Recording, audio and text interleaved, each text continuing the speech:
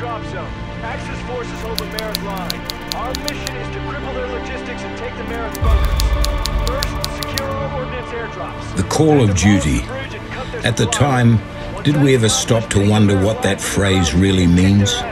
We dropped down into the fight of our lives as obedient cogs in the machine, unaware of the impact and consequences of our actions. Supplies are dropping on your position.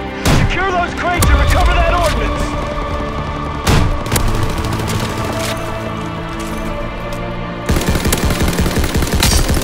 The war asks much of all of us. It asks for young boys to become brave men. Brave men transforming into fearless leaders. Fearless leaders ascending into legendary heroes.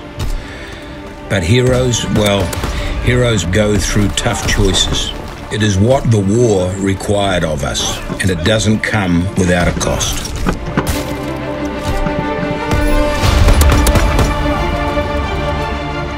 You know, the world's attention today shifts to how the dragoons, legendary spectres that pierce through enemy lines, topple the oppressive Federation. Side by side, as unwavering brothers in arms, they emerged from the fire, victorious against overwhelming odds. But the great serpent of history coils back upon itself, back into World War II. Few know that we once walked in those very same shoes during our time. But unlike the Second World War stories you've heard before, we did not march off to die for the sake of glory or serving Queen and country. On the contrary, we are just a band of branded misfits, defiant soldiers casted away for disrupting the chain of command, deviating from our imposed yet short-sighted call of duty.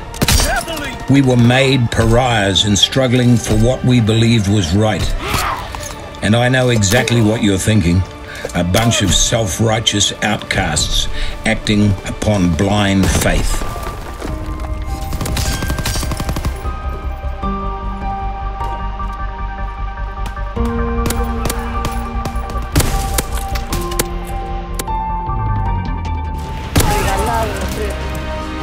But you see, at the beginning of the war, the ever-pressing desperation hung heavy in the thick, smoky air.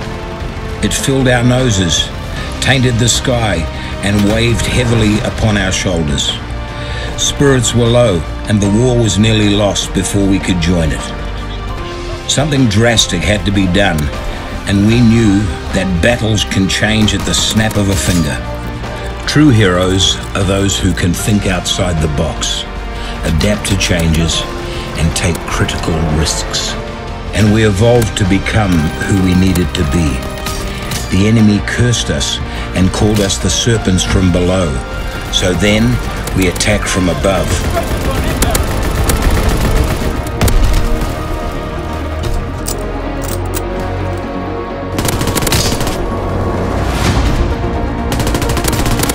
When they looked left, we assaulted them from the right.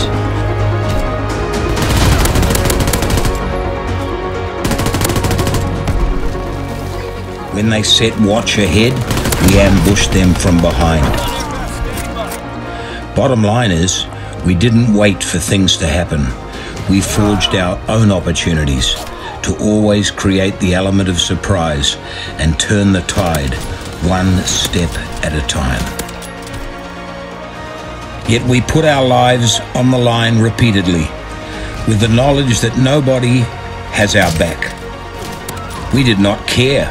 Despite being shunned and thrown against seemingly insurmountable odds, we chose to fight. We chose to make a difference in the world. That's what the call of duty meant for us. This is the story of the Fallen Echelon.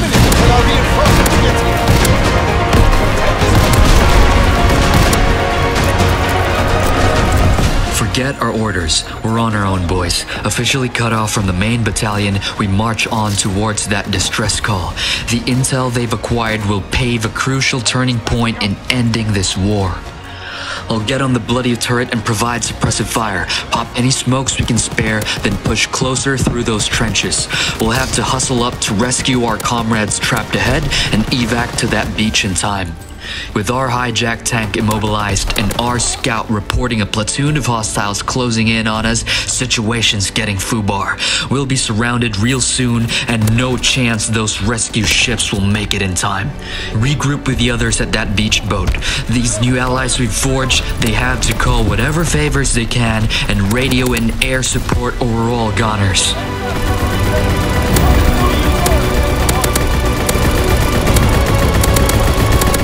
We are one step closer, comrades. Do not falter. Remember, that intel we've picked up from one of our rescued mates can tip the scales of war. We have to cut through the enemy resistance and reach up to those mountains before it's too late.